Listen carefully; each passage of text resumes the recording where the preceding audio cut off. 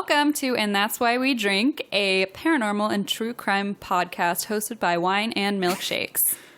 Yeah, you said it all. That's all there is to say. Good job. How are you? I'm great. Before we get going, I want to give a little shout out to everyone who's been involved with us on Twitter and our other social media, Facebook and Instagram.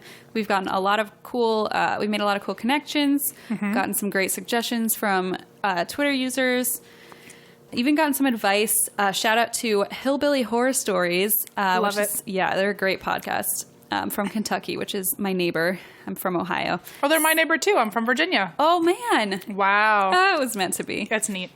So thank you guys for giving us some advice and helping us out. We really appreciate it. And I also want to announce that I'm the only one excited about this, but we officially have a listener in Alaska.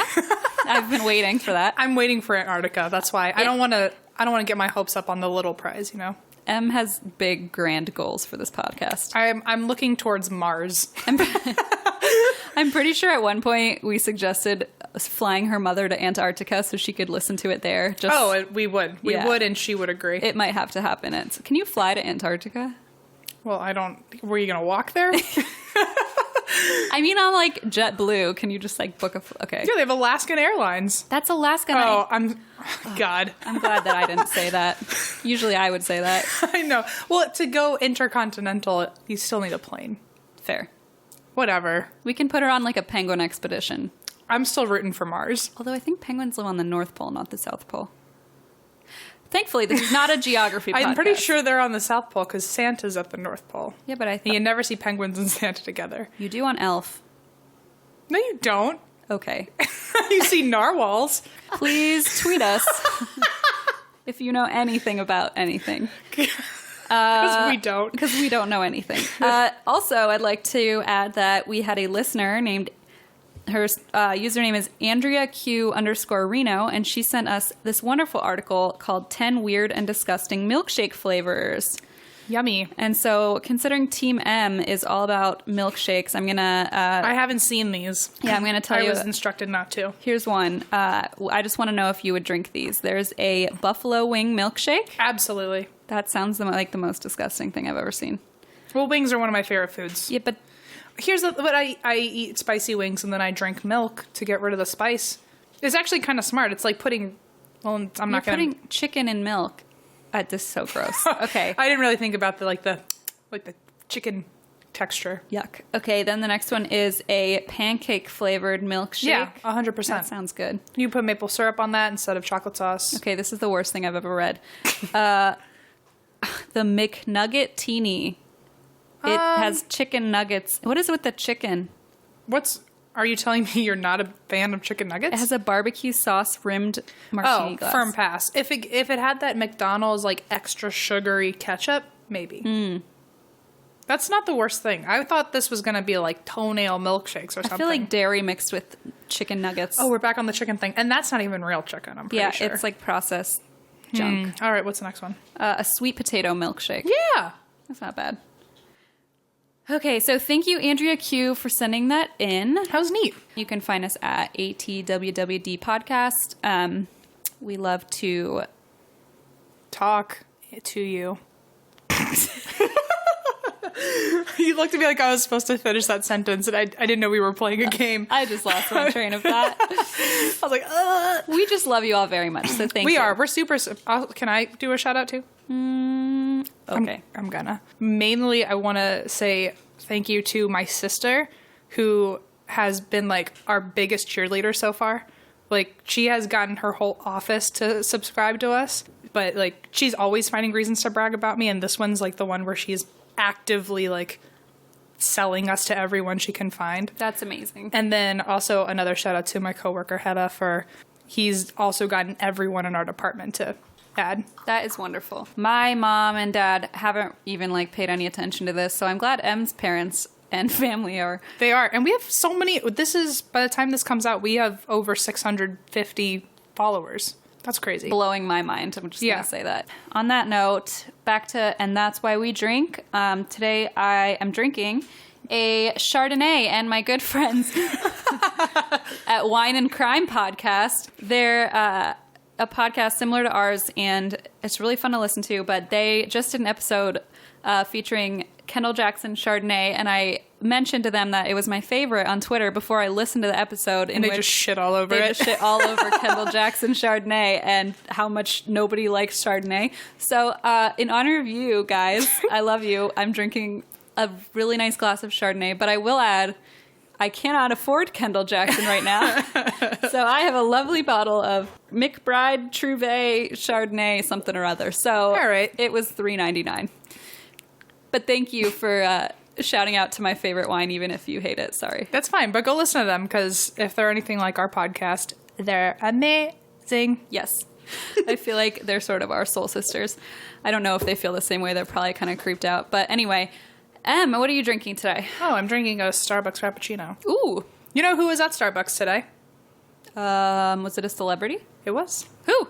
Colin Farrell. Oh my God, I love him. He saw me doing this. Oh, poor Colin Farrell. He didn't talk to me.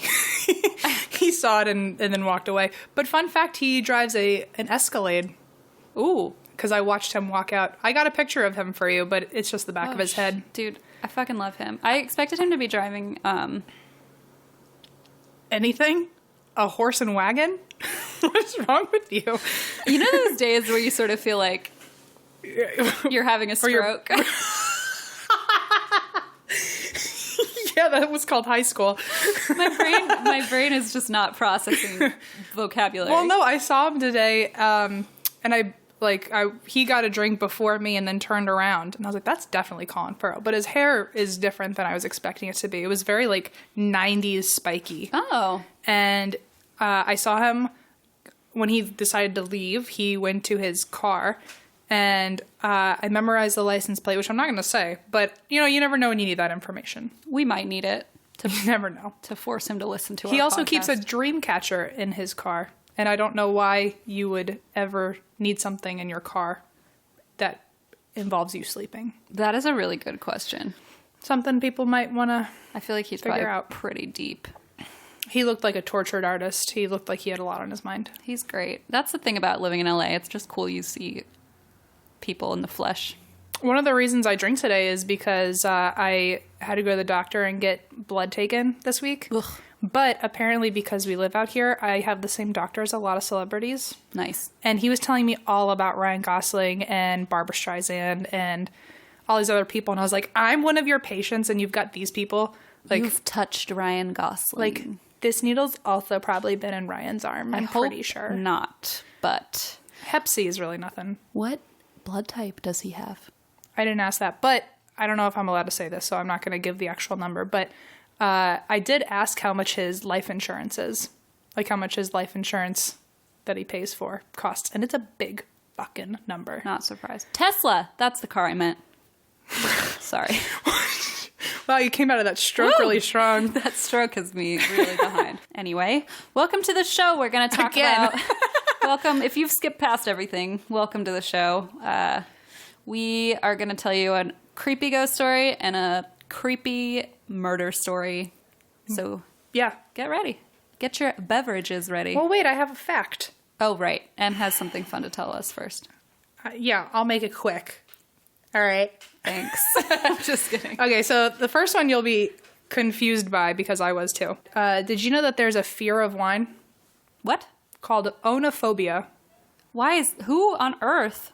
Why? Okay, onophobia is the fear of wine or anxiety related to wine, I mean, which is a real thing apparently. I wonder what triggers that. I don't know, but they didn't really specify what type of anxieties, because I thought people drank wine to avoid anxiety. Well, that's what I do. I think it's the build-up anxiety to it. What if you're outside? What if you're out to dinner with people and you say, "Oh, let's get this kind of wine," and then it ends up sucking, and it's What? It's the social anxiety. That's how you know you're super privileged. You're I have such anxiety about I know. what kind of wine I My life is so hard. What if people don't like what I'm drinking? Fuck. No, okay. I mean, I guess there are people who, if you watch The Maury Show, I guess there are people who have, a legitimate fear of, balloons or pickles. And Yeah, they can't... I saw the pickle one. That girl is unreal. I mean, they literally chase her around with a pickle. It's really just kind of twisted, but also like fascinating. But like they can't trace that back to any traumatic incident. It just is. So maybe people just have I don't know. There's a phobia for everything. There is. So There's anyway. also a milkshake fact that's kind of interesting. The Guinness World Record largest milkshake was made in 2000 in New York City, and it was 6,000 gallons, aka 50,000 normal-sized milkshakes. Oh, It was also strawberry flavored. did people eat it? Yeah. There was like a whole festival in New York where people just got, I guess there must have been a tap on it or something. But Someone dove in and scooped it out. anyway, there are your facts. Fascinating. Now we can move on. Now we can move on to why we are drinking all these thousands of milkshakes. And wines. We should keep a running list of how much wine and milkshake is consumed during I these. don't think anyone needs to know that. A barrel has already been done. My parents don't need to know the number. Okay, Are you ready for a ghost story? take it away. Okay, apparently this is a really famous story, and I'd never heard of it before. So it's called the Smurl Haunting. Like, Smurf without an F. that's what I was about to and say. an L. Mm-hmm. I mean, you're not wrong. Is that a name, a last name? Yeah, it's the last name. To Jack and Janet Smurl of West Pittston, Pennsylvania. It's always the shit always happens in Pennsylvania. This is a doozy, this one. Because, do you know, maybe you should know for reference, do you know what a succubus is? Yes, What is it? it's like a creepy little thing. No. But A for effort, Christine. It's like a demonic thing. Right, yeah, it's like a creepy little demon, right? That's what I said. Okay, so an incubus and a succubus are the same thing, except an incubus is male and a succubus is female. An incubus Because is apparently also- in the paranormal world, gender binaries are also involved. There's no gender fluidity in the paranormal No, world. you're either one or the other, apparently. An incubus and a succubus are, okay, so it's basically ghosts that sexually assault you. Oh, like in American Horror Story. Sure. That happened. Okay. I saw that and I was like, I'm never watching the show again. Was it a boy or a girl? I don't know. It was like a creepy thing and it like made her pregnant on the show. Oh, if it made her pregnant, it might have been a guy. By science's standards. Well, all right. I didn't know if science applies here. I mean, who knows? I didn't know it had a gender at the time. Now I understand that. I don't understand why gender in the paranormal world is important. Anyway, let's crack into it. So, I realize this is like every episode so far. I have used the phrase "let's crack into it" at least once in every episode. Oh Lord, that's your saying. That's my catchphrase. Mine is probably "Oh Lord" because I say that. I have probably a worse one. So I think yours is glug glug glug as all the wine goes down. I hate you. All right, so in 1974, the Smurl Haunting began, which also became a book in 1986 called The Haunted, and it became a movie in 1991. And it is a true story. The family was Jack and Janet Smurl with 2 kids and Jack's parents. And they moved to this house and immediately began doing repairs. I guess it was a house that... Fixer-upper. Yep. And right away activity started beginning. So originally it was kind of benign stuff, like tools would go missing or like they would reappear later in weird areas. But then like after they would paint the walls, like old wall stains would seep through the new paint. Ugh. And like awful smells, and kitchen appliances started catching on fire when they weren't even plugged in. Ugh. Like it was like electricity was a big thing where Jack's dad was an electrician. And so he put the like all brand new wiring in on his own. So there's no reason why anything should have been either malfunctioning or sparking or catching on fucking fire. Right. But it did. The women in the house would hear voices that they thought were each other. So like they would be in different rooms and hear their name and then be like, oh, what did you need? And they either wouldn't be there or they'd be asleep or didn't say anything. That creeps me out. The mother-in-law regularly heard Jack and Janet like fighting with each other, and then she would go into the room and be like, what's wrong? And they'd be watching TV. Yuck. But like cussing each other out and saying like horrible names and all that. Then black masses started forming, like black clouds, which in my personal experience have witnessed, and those things are fucking terrifying. What? Oh yeah. Like they're like you can see them in front of you? yeah. What do Yeah. they It's look like? it's like a cloud, like a black cloud. And it's probably a demonic thing, right? I mean, It doesn't sound like a good thing. I've never seen a happy black cloud floating in a room.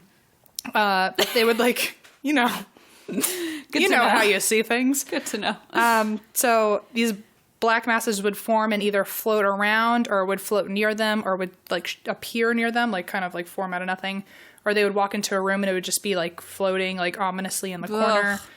And then it started getting weird because Janet, the wife, started getting molested in her sleep. What the fuck? And eventually Jack witnessed it because he woke up to a voice, which it was like a woman's voice that he didn't recognize, and turned around to see his wife and saw a black shadow figure running its hand up and down her leg. Which, it's a woman. I mean, I guess you can have like lesbian ghosts. I'm not really I thought ghosts sure. were like specifically... Apparently there's only 1 and 2 for the gender binary, but you it. can be whatever sexuality you want. I see.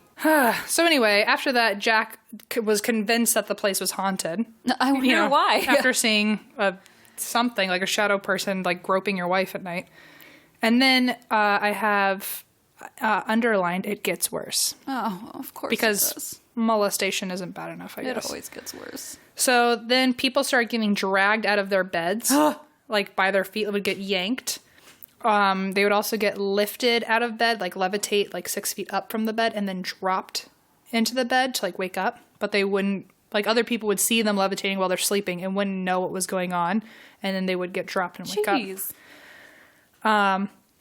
They would, their blankets would get yanked. I mean, I'm sure if you're getting yanked, your blankets would be getting yanked too. So there was a bolted light fixture in the center of the house that shook every now and then, but as tension would rise, it would shake more and more. And then one day it shook so long and so aggressively that it loosened itself and fell from the ceiling and landed on the daughter. She didn't die, but like it hit her. I'm not gonna lie, I thought you said the dog and I got really upset, and then you said the daughter and I was like, oh, it's still pretty bad. Would it offend you if the next bullet I had was the dog gets thrown across the wall? Oh, Emily. I mean, you said it. But the dog ends up getting picked up and thrown across rooms into walls. Poor baby. So then Janet was picked up, like as she was standing, she got picked up and dangled 6 feet in the air and then thrown across the room like a rag doll, apparently. Like just like, vroom. How do you even... Why are they there? That's what I'm saying. Like at this, like if you're getting thrown around, you're getting molested, your dog's getting thrown into walls, your child has a chandelier fall on her. Why are you there? Under a chandelier. Why are you there? Someone is literally, a ghost is like groping your leg. Call a priest or get a new house. Like fucking move into a cardboard box. You're out. just not being a good parent at that point. No. Like, oh, the light fell on my kid. Anyway, okay. Go to bed by yourself in the dark, where maybe someone might show up in the middle of the night. Like, you're just not being a good parent. You. Right. Yeah, no. Jack, okay, so then, as if that weren't bad enough, people kept getting dangled. Electricity was, like, things were still catching on fire. People's beds were rattling at night, and you could hear, like, hissing. Ugh. Like, laughing. And then Jack was watching a baseball game on TV and saw the shadow person that he saw with his wife that night. He saw that entity walk into the room while he was alone watching TV, and it also attacked him. Did it molest him or just like physically grab him? No, it molested him too. Oh. I won't get into the details, but he says he felt everything that, you know, if there were a person there, he experienced all the same stuff. And he couldn't control, like he couldn't get it off him? Like things were holding him down that he couldn't see. I don't think I even realized ghosts or spirits or whatever could Well, I like do to think this. that, like, ghosts/spirits are, like, good. A different thing from, like totally different than a demon. Demons, right. Demons are, like, I don't play with that. No. So that happened. The neighbors also reported hearing screams from the house when either the family was out or they would hear screams while the family was home, but everyone was either asleep or, like, totally fine. Like, no reason for there to be screams. God. What else? So then they ended up contacting the Warrens from Amityville. They'd already done Amityville at this time. So the Warrens are the experts, right? Mm-hmm. They're the husband and wife team. Mm-hmm. And so Lorraine went in there, the Mrs. Warren. Mm-hmm. She went in and said that she had made contact with 4 different spirits in the house. One was a harmless elderly woman. Fair. She's just there. Like, she's just like watching all this horrible stuff happen. There's a young, violent girl, as we've heard. God. There's a man who died in the house after like a lot of suffering from an illness. And then there's a demon that was using the 3 of them to hurt the family. Like using them as puppets to hurt the family. So after a lot of investigations and prayers and exorcisms, nothing worked to get these people out or to get these spirits out. So they ended up reaching out to the public, just saying, like, if anyone has any idea, like, please, like, this is a lot of trouble. Like, just move. Like, just move. Like, get out. Ugh, it drives me bananas. I mean, honestly, if you can drop a chandelier on someone, like, they can kill you. Like, yeah. I mean, you know you're not wanted. And Right. they're not leaving if you've already tried, like, And you're probably exorcisms. just pissing them off. Yeah. You're just giving it energy and... Ugh. I don't get it. I mean, don't either. if someone dropped a light on me and then threw Geo across the room, I'd be like, see you never. Goodbye. Well, honestly, though, and I get the argument that, oh, people spend money on houses and it's not easy to move, but... It's life or death. Can't you have, like, a family that you can stay on their couch or a sister or a It says mom? a lot about them not having friends for someone to be like, you're getting molested at night, come spend the night. Right. Like, You know? I would Like, it's literally just mean. show up at my neighbor's house and be like, I'm sleeping I would show on up your anywhere. couch. I don't know what... The real question is, what are they thinking? Okay, so then after people get wind, nobody, surprisingly, can get proof that anything's happening. So anyone that goes in to try to help them, which is the other thing, it's like, if something's there and you're regularly saying out loud in that house, like, let's bring people in to prove that this is happening, they're probably not going to show up then. Of course. To be like, oh, we just want to make you look Right. alone. So I guess now that everyone was looking for proof, they weren't going to show it all. And so reporters were doing lockdowns and priests were coming to like spend the night. And like after 3 or 4 days of nothing happening, the priests were like, well, okay, I just wasted my time. So they would leave. Wow. And then apparently as soon as they would leave, all this shit would happen. But who really, it's all like, it becomes high speculation that nothing was actually happening. But I feel like you wouldn't lie about like your dog getting thrown into a wall or... You wouldn't be like, oh, I got groped in the middle of the night. Like, that's like something you don't lie about unless the entire family has like issues. Yeah, which I guess is possible. So then they ended up claiming when they were alone, they would still be terrorized. And so eventually they finally moved away. And in 1989, I guess they reported that whatever was at the old house followed them to the new house. And then they had an exorcism at that house and it ended up going away. Oh, okay, good. I don't know what was so special about that house that like they could get away, but maybe the other house had all those spirits and it was more right, maybe powerful there, and maybe just I don't know. Yeah, I don't know. I would feel like out of those 4, only like the super bad one would follow them. Sure, right. Like if someone died in that house, it would make sense why they were there, and then they wouldn't follow you to the next one. Right, exactly. So anyway, since then, there's been a lot of scrutiny about whether or not any of this was real. Mm-hmm. But there is an interview from the Warrens after the fact, and they were like, what did you see? And Ed Warren, the husband, said that there were a lot of spirits there were a lot of spirits there that weren't just those 4, because I guess in the original house, it was also an old area for coal mining. So a lot of people died there. So it could have been something there. Oh. They said there were a lot more instances of people being levitated or thrown into walls, and like he saw chairs shaking that people weren't even sitting in, or he would try to get some sort of contact from them, and like the fridge door would swing open, or like things happened that they didn't even end up reporting, Right. because they were so little in comparison to like molestation. Sure.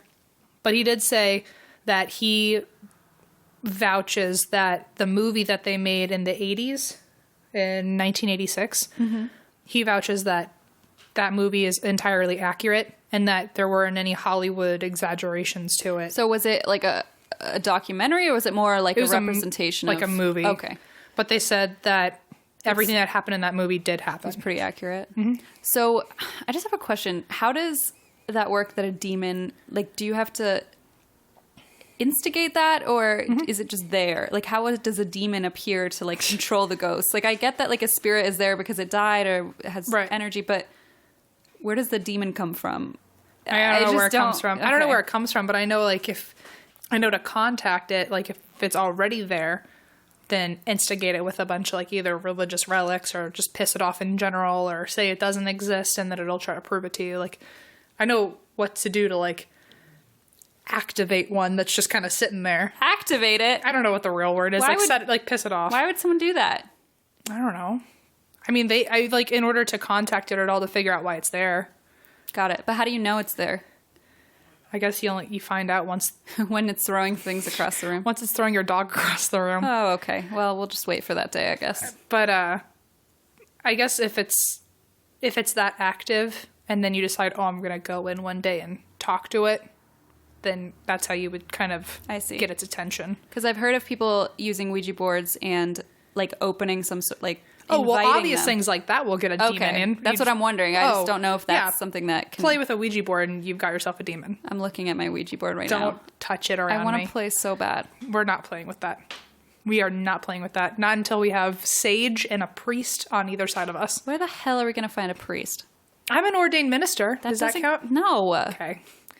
Well, I don't know. You just said that you don't want to do it. You're not wrong. That's true. Okay. So we've got one out of two. I know people who have seen Ouija boards catch on fire. Listen. Like, by themselves. I don't play with the devil. I have some rosemary and basil. I don't have sage. I have tarragon. Does that count?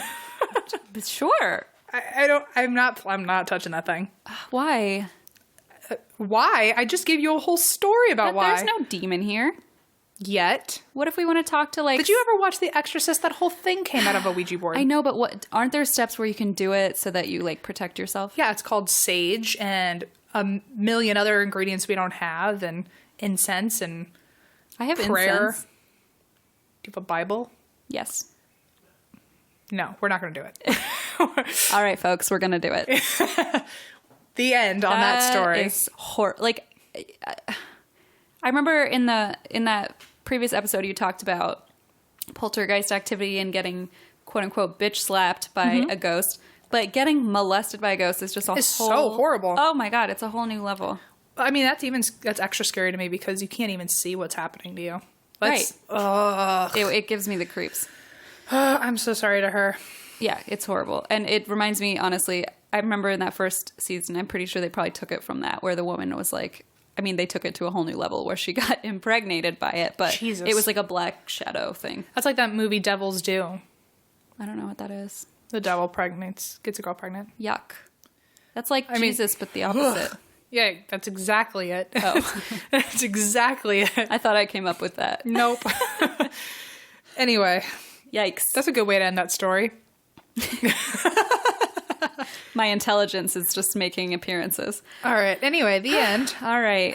Tell me a good story. Something happy and positive with no murder at all. Okay, great. I got just the thing for you.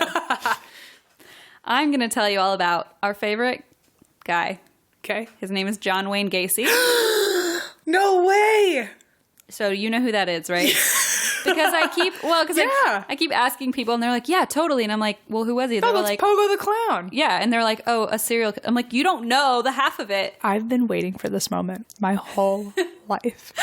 I'm excited. Okay. You tricked me. You wrote it on the board earlier, you I know. sick bitch. Look at it. Oh, it says it right there on our to-do list, but you had already done it, I guess. I wanted to surprise you. Surprise you did. I should have worn my clown outfit. You know I'm a professional clown. All right. I'm not even kidding. I literally don't know what to make of that information. I'm telling you the truth. When I was 13 years old, I went to clown college. I graduated on my 14th birthday. What the... I'm not kidding. Fuck are you talking about? I'm dead serious. I made my mom burn all the pictures, but I am a professional clown. Linda, can you send me any I know you have... No, don't say that because she owns one and I know she's going to send it to you. Yep. Shit. I'm going to have... Shit. Yep. I don't want this at all. You all. walked straight into this. Oh. No, she really does have one that there's only one picture left and it's somewhere on her iPad. And I've tried every time I see it, I try to delete that picture and she catches me and grabs the iPad from me.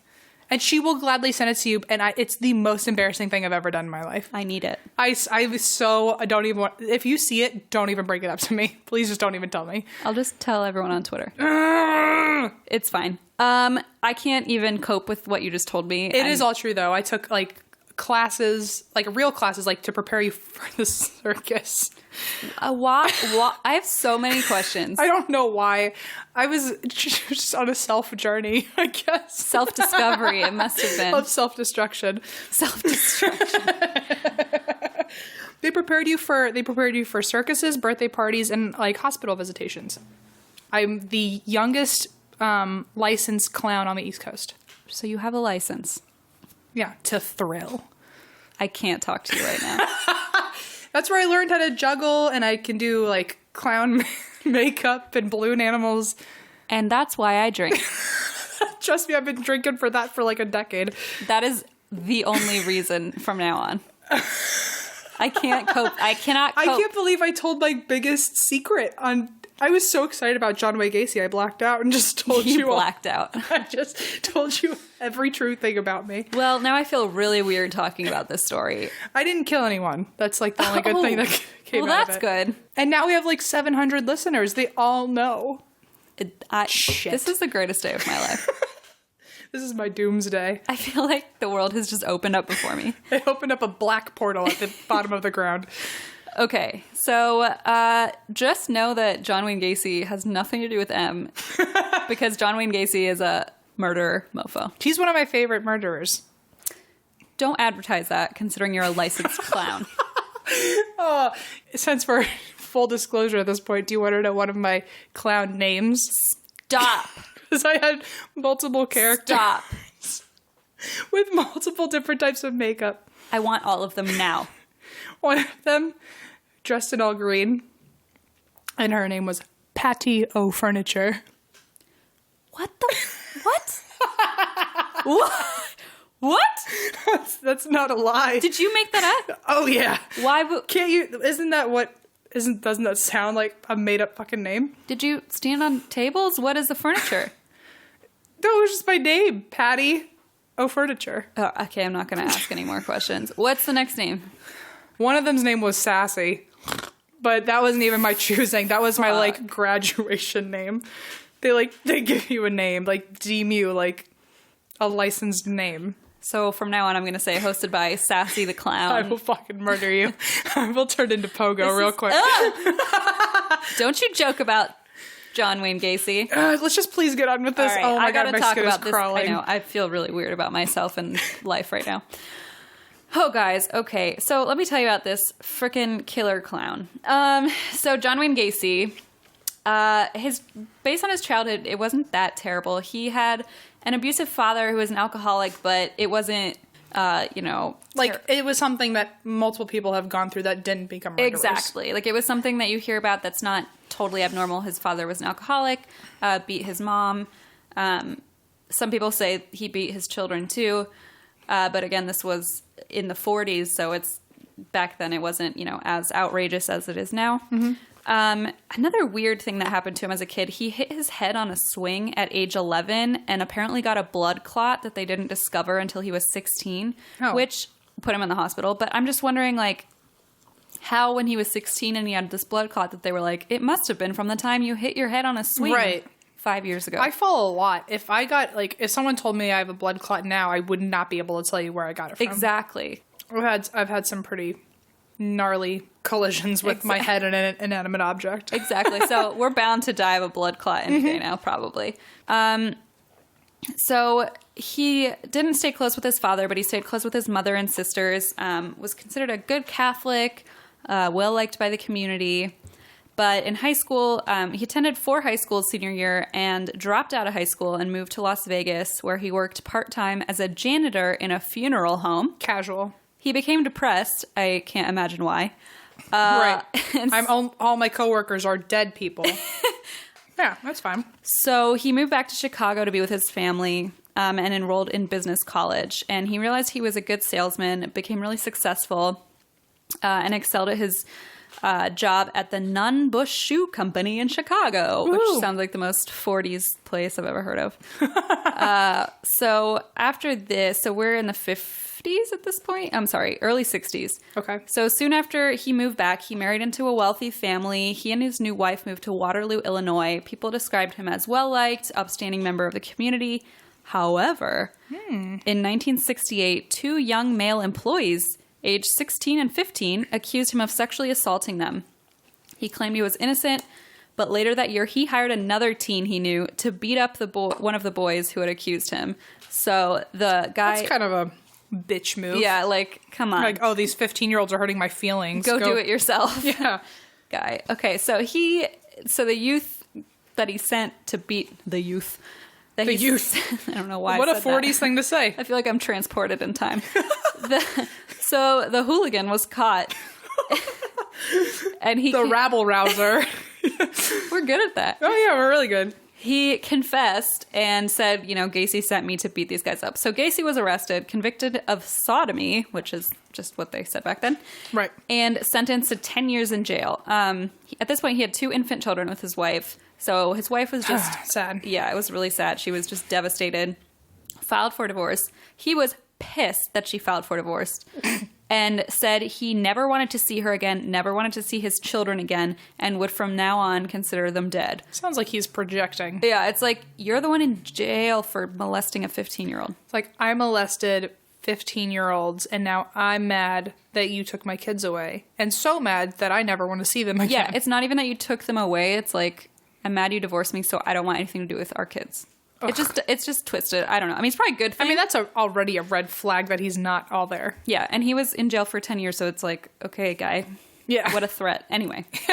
Actually, I was wrong. After 18 months, he was paroled. Whoops. Because that's what happened back then. Right. Moved back to Chicago to work in construction. So we were in 1971 at this point. His mom helped him buy a house, which happened to have a 4-foot deep crawl space under the floor. I love it. So that's some sort of foreshadowing. Uh-huh. On February 12th of 71, Gacy was charged with disorderly conduct when a teenage boy claimed that Gacy picked him up and tried to force him to have sex with him. But It's pretty gay, C of him. What? But God, you're so good. I'm going to be such a good dad one day. Your clown is showing. Shut the fuck up. So anyway, the kid never showed up to court, so the charges were dropped. The following year, Gacy was arrested and charged with battery after a young man said that Gacy flashed a sheriff's badge, lured him into his car, and forced him to have sex with him. But the charges were dropped again. That same month, he married a lovely woman named Carol. Oh, Carol, run, bitch, run. I don't know what Carol was thinking. She knew him from his teenage years. And at this point, he was hiding his criminal record from everyone because in the 70s, I guess you could move away and nobody would know that you were My grandfather was a con artist. That was his thing. And it's pretty dope. He would run away in the middle of the night in the 60s and 70s, and he would just change his social security number and just start a whole new life. You could change your name and just have another family, and that's literally what my grandfather did. That's how he ended up getting his other wife and new child. Oh, for fuck's sake. Oh boy. So Gacy soon became known as a sharp businessman, and the way that he would undercut his rivals was by hiring teenagers who were in high school because they were cheaper, so he would save costs. Nice. So that's not sketchy at all. But it's smart business. I mean, it is if you're not a pedophile. Valid. So one of his really fun hobbies that he did was that he would host parties he would host children's parties dressed as a clown.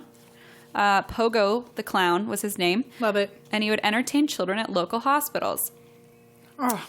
So that I actually have a photo of that, and I can't even look at it because it I can bring it. is the most upsetting thing I've ever seen. I want to see. Here it is. Oops. Okay. That's him at a children's party. That's interesting. He looks like a clown. He looks like a... No, he looks like a murderer.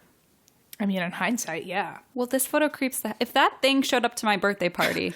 I mean, okay, in my professional clown makeup class, I would tell you that you're not a clown without a nose, and he has a human fucking nose. There's no red bulb. I will also say from my clown makeup class that he's doing a white face clown, which means who knew that this knowledge would fucking come in handy? I can't believe we're evaluating. Oh yeah, there's 3 different types of clowns. John Wayne Gacy's makeup right now. It's actually funny enough. The Three Stooges were written as the 3 different types of characters, like the 3 main type of like clown personalities you're supposed to have more so in a circus. All 3 of them have a different like purpose in the show. And that's what the Three Stooges were based off of. Well, I feel like John Wayne Gacy... He went his own way. He ruined clowns for everyone. Yeah. I'm going to be honest. I know you're a clown, but like clowns are not a thing that I enjoy, typically. Me either. I don't know what the fuck I was thinking. Okay, good. As long as we're both on the same page. I was 13 and hormonal. You took that, like, you took your hormones and went a weird way. I took a sharp left turn. I took my hormones and listened to Evanescence. Well, you know what? Some people do drugs. Some people become clowns. You're welcome, Mom. Some people wear Converse to school and think they're badass. That may or may not be me. Okay. So anyway, he was a clown at children's parties. Everyone loved him because they were stupid. He was also a Democratic precinct captain in his community. He would organize the annual Polish Constitution Day Parade, which he's Polish. Is the funnest day of the year. Besides Flag Day. Right. They're tied for first. Right. He even had his picture taken with First Lady Rosalind Carter at the time, and she signed it for him. And I just imagine that someone probably has spent like hundreds of thousands of dollars to have that photo. I don't know. Oh, yeah. I imagine someone that has a podcast kind of like ours. A crazy person must have spent a lot of money on that. So in July of 1975, one of Gacy's employees named John Butkovich disappeared. He had left work after an argument over pay he was owed, and his family asked the police to go look after Gacy because they knew that they were having trouble at work. Right. But the police refused to go check him out, so the case went unsolved. His second wife, shortly after, divorced him in March of 76 because she felt she couldn't cope with A, her husband's unpredictable moods, and B, his bizarre obsession with homosexual magazines. So that kind of... His bizarre obsession or him just being gay? I mean, she said that he would have a lot of pornographic magazines sent to the house, and she just couldn't. And they were all gay porn? Yes. At that point, don't you just kind of like wonder if he's gay? I mean, or you're just like, he's got a quirky habit. I think she knew, but she didn't. She was like, I can't do this anymore. Well, this was the 70s too, right? Yeah. Or 60s? 70s. Okay. And so she also was finding wallets with IDs of young men lying around the house. So she just thought, I want to get out of here. Okay, yeah, she's not an idiot. She probably, I don't know if she thought that he was sleeping with people, like with young men. I imagine if she thought he was murdering these people that she would... I don't think he thought he was murdering. Yeah, I feel like she said... I mean, she has enough evidence to think that he's sleeping with them. Right, exactly. So I think she just wanted to get out. And then the following year, in December, another one of Gacy's employees vanished. His name is Gregory Godsick. And Gacy was the last person to have spoken to him. So his family asked the police again to check him out. And surprise, they did not go to his house. They didn't even check his criminal record. If they had, they would have seen that he had been imprisoned for sodomy of a teenage boy. Right. They did not even look. So then the next year, a month later... John Sick, an acquaintance of the first 2 that went missing, who also worked with Gacy, disappeared as well. So at this point, this is just so bizarre, but reports indicate that Gacy was tired of digging holes in his crawl space, and he wanted space that was available at all times. So he hired one of his employees, a teenager named David Cram, to make more space. So Cram stayed with Gacy at his house, had a room at the house. I know. And one night he came home from work and reportedly found Gacy drunk and in his clown costume, which I just can't even imagine. I would literally be like, you look like you've had a day, and I would like back walk out of there. I'm going to leave you. Like, you look like you need some alone time. Apparently they had a few drinks together, and then Gacy tricked him into putting on handcuffs as like a magic trick. Then started growling and spinning him around the room, screaming, "I'm going to rape you." I know. It's like that. Oh my God. Made my stomach drop. Wow.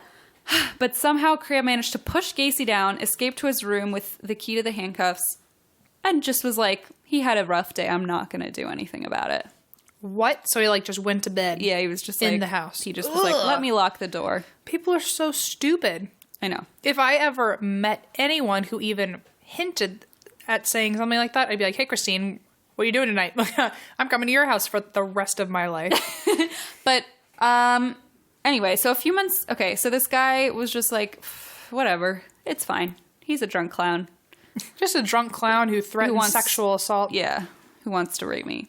So in March of the following year, which would be 78 at this point, Gacy lures a teen named Jeffrey Rignall into his car. He chloroformed him, classic, took him back to his house, raped and tortured him, then dumped him in Lincoln Park in Chicago. What kind of torture? So he used wooden boards and ropes to torture his victims and eventually kill them, and syringes. That just all sounds bad. And often he would wear his clown outfit doing it. There's a video of him, like, showing the cops what he did with rope, like how to tighten it so that you can perfectly choke and strangle someone. I can't. We'll post it on our social media. Maybe we'll Aw, see. Hey Gio, You're upsetting my puppy. it's not like a graphic video. It's just like he shows you like how he would do it, like with like he like wraps it around his arm or something. Yeah, but then you think about how many people he did that to. Ugh. I mean, All right. that wasn't a trick I learned. Listen, that wasn't. They didn't teach you that in clown They didn't school? teach me that rope trick. Oh, jeez. Okay. So anyway, so this guy escapes alive.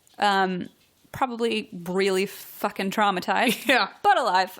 So a few months later, a teenager named Robert Piest, P-I-E-S-T, who worked at the Des Plaines Pharmacy. P.S. I looked up how to say that because I was going to say Des Plaines, like Des Moines. Uh-huh. But it's Des Plaines. Oh, really?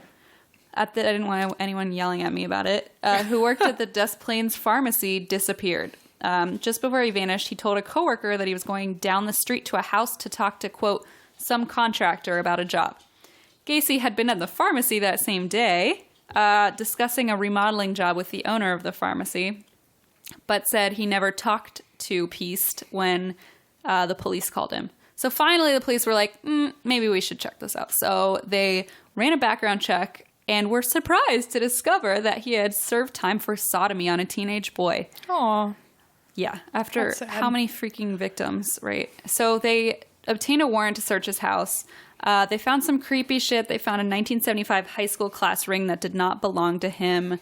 They found handcuffs, driver's licenses of other people, a 2x4 with holes drilled in the ends, a syringe, clothing that didn't belong to him, and So weird. and a receipt from the pharmacy where the kid worked. That's enough. Detectives noticed an offensive odor coming from the crawl space beneath the house, but said, "Oh, we think it's sewage," so they just left and didn't Even check to see if it was sewage. They said, "Oh, it's probably a sewer line." So they found this ring, and they realized it belonged to one of the teenage boys that had gone missing a year earlier. So they were like, "Oh, wait, he might be linked to several cases," which he was. Literally, the three people that disappeared worked for him, so I don't know how they only are now discovering this. Right. Fuck. Okay. So they obtain a second search warrant, and they're like, okay, we're going to actually check this out. Mm-hmm. And that's when Gacy realized he was screwed. They said, we've got all this evidence. We're going to go down and fully search your house. Ooh. And he went ahead and confessed to police that he had murdered 33 young men. He just threw that number out? Yep. Like he kept track of all of that? Over a period of 7 years. What did he do? Was he like, wait, okay, well, let's talk before you go check. I kind of killed 33 people. Did he say it casually? They brought him in for questioning, and he realized he was trapped. Yeah. He even actually, remember you were just talking about how he demonstrated his rope technique. Mm-hmm. He drew a map of where all the bodies were buried. Most of them were 28 shallow graves under his house and garage, and then he dumped the rest of them in the Des Plaines River. Oh, no. Yeah. So he actually, during his interview, this might speak to what you just asked, he told investigators that there are 4 Johns. So his name was John. He said there are 4 Johns. I imagine this is some sort of dissociative identity disorder. I don't know. He said there was John the contractor, John the clown, John the politician, and the 4th John went by Jack Hanley, and he was the one that did all the evil things. All the evil things? As in raping, torturing, and murdering young boys. He said that was not him, that was the other John. That was Jack. Ugh. Usually if you have, multiple personalities, you name them different things. That's weird. John the Clown. I mean, wouldn't he go by Pogo? I don't know. So he had this, like, I think, what's it called? It's multiple personality, but I guess now it's technically supposed to be called dissociative identity. Yeah. DID. So I remember... I have a psychology degree. I remember one thing from Psych 101. Cool. That's it. You're welcome, world. So the jury took 2 hours of deliberation before they all decided he was guilty of all 33 murders. On March 13th of 1980, Gacy was sentenced to death. Mm-hmm. However, he wasn't executed for over 14 years, so he stayed in prison for 14 years. And he actually did a phone interview right before his execution, and he told a reporter at the Night Tribune that, this is a direct quote, "There's been 11 hardback books on me, 31 paperbacks, 2 screenplays, 1 movie, 1 off-Broadway play, 5 songs, and over 5,000 articles. What can I say about it?" But then he quickly said, "I have no ego for any of this garbage." So clearly when he's admitting all these murders and drawing maps, I think it was sort of like a, look what I've done. I mean, right, like a narcissist kind of. Right. Or look what Jack Hanley has done. Right. I don't know. But so that's kind of creepy. And then the only thing I know about him, like for sure, is when, like his last meal request. Wait. Oh, okay. I was just going to say I know what it is because I always thought same. Like if I had to have a last meal, it's exactly the same meal I would want. That's so funny because I was about to read his last meal and I'm like, I was going to say, I think you will appreciate his last meal. Oh yeah. Read it. All right. His last meal consisted of a dozen deep fried shrimp. I don't eat shrimp, but anything else fried will do. And we'll have some deep fried pickles. Fried pickles are so good. That is good. A bucket of original recipe chicken from KFC. Woo! Which actually he was a manager at a KFC franchise at one point. Oh. A pound of fresh strawberries. Yes. An entire pound. Yes. And French fries. Mm-mm-mm. So that sound. What would your last meal be? I'm just curious. Oh, easy. That I know. Well, fried chicken is one of them. All like a collection of Southern food. Yeah. And then a big old steak. A steak would be great. I love steak. I would want a Domino's pizza and a glass of wine with a bunch of Valium just ground up in there. Oh, that's a good point. Yeah, I would definitely want to, if I could sneak drugs in there first. See, wouldn't that be nice? Yeah. You just take I would take a tray. Oh, I would request, can you request alcohol? I thought they said you could request anything, but I don't think you can take alcohol because if they're about to inject you, it might the alcohol might mess up the. I mean, if you're already going to die, it's like, what's the worst that's going to happen? You're going to overdose? Yeah. I wouldn't see why not. I would get a Trader Joe's box of Shiraz. Jesus. I know. Like, your last... I would...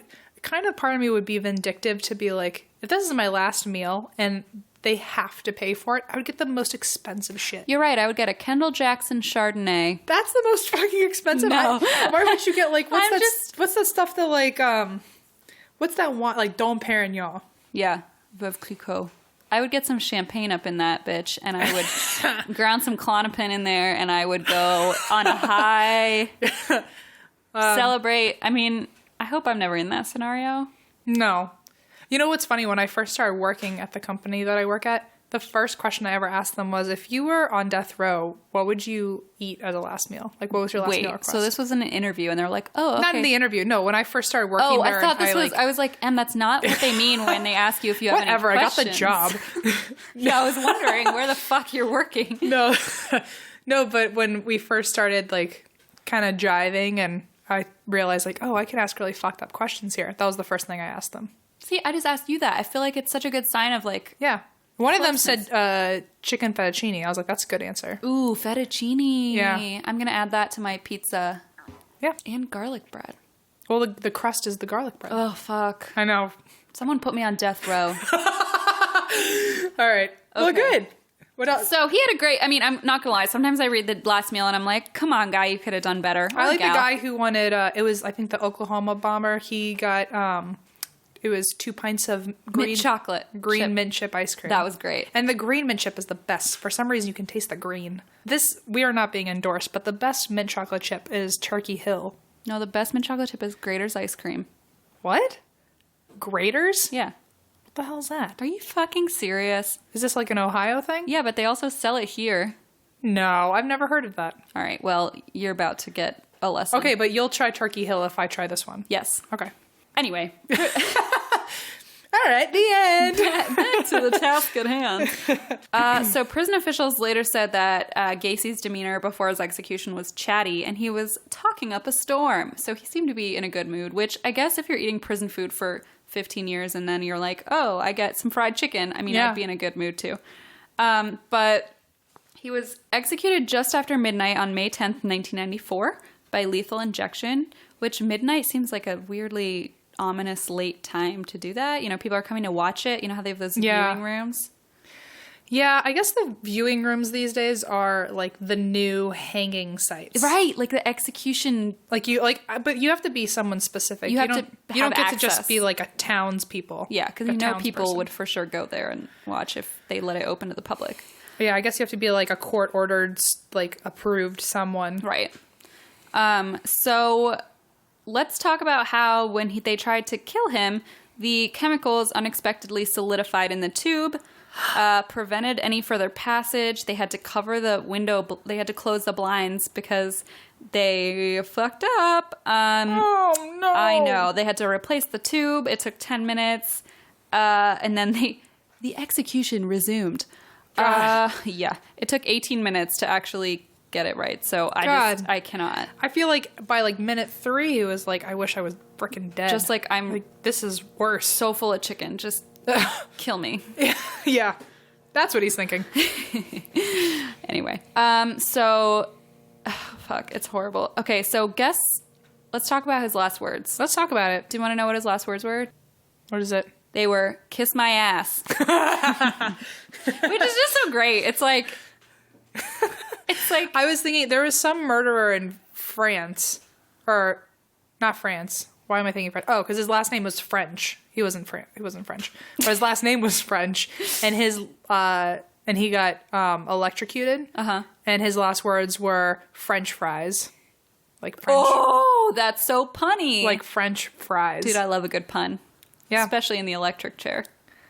What the hell's wrong with you? I don't know. I think that's really clever. If I'm ever executed after my wine and Valium cocktail, I would say something really punny. I'll let you know what it is. Well, if you have like 20 years on death row to think about it, you better be a good one-liner. You at least Kiss my ass is a good one. Kiss my ass. Yeah, apparently. So anyway, after his execution, they actually removed his brain to study it. Neat. Yeah. Not just for fun? Neat. Just for they were like, meh, let's take it out. Yep. So they gave it to Dr. Helen Morrison, who had actually interviewed him and other serial killers. She was looking for personality traits that were common between serial killers and violent sociopaths. However, when she examined Gacy's brain after his execution, the examination done his by... frontal lobe fucked up? What was it? Sorry, there's so many words. The examination done by forensic psychiatrists revealed that there were no abnormalities in his brain. I thought for sure his frontal lobe would be tiny. That's why they were looking. They were like, he probably has a similar brain structure as other well, the frontal lobe is your decision making. Right. So usually like your impulsiveness and all that. Well, the interesting thing is that his defense tried to argue that he was insane, that he had, issues of... and he had this weird thing where he said there were 4 versions of himself. I don't know. But they said his brain was perfectly normal. You could compare it to any other regular non-sociopath and non-serial killer, and it would have matched. So it's a little extra creepiness to add to the whole killer clown. Yeah, for there to be no abnormalities is kind of scary. Weird, right? I expected something. I don't know. Maybe he was normal and then something happened when he was younger for him to just... for his thoughts and the way he grew up to just maybe. Well, it goes to show you it wasn't nature, it was nurture. Well, yeah, and one of the things too was that when he was young, I guess he realized he was gay, and it was the 40s, and he had a really hard time, like obviously coping with that and adjusting to that. And I know his dad.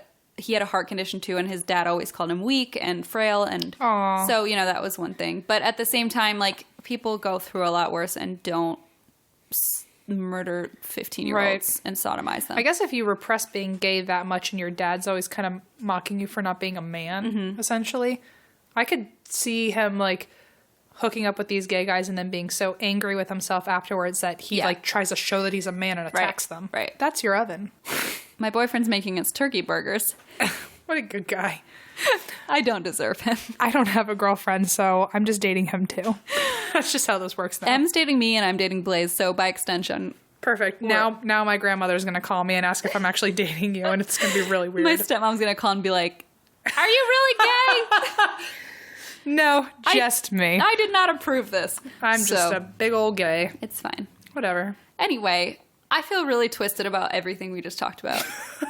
None of it felt good. All my cheap Chardonnay is down my gullet. It's hitting you right now. My shake has been gone.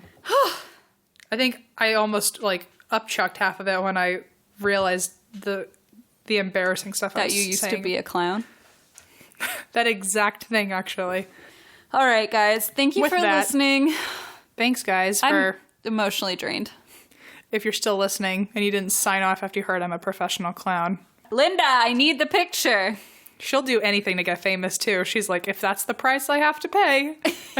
She's like, this is my ticket to fame. I always knew it. Oh, God. All right. Anyway, thanks for listening to us, guys. Thanks, guys. We love you all. Please rate, subscribe.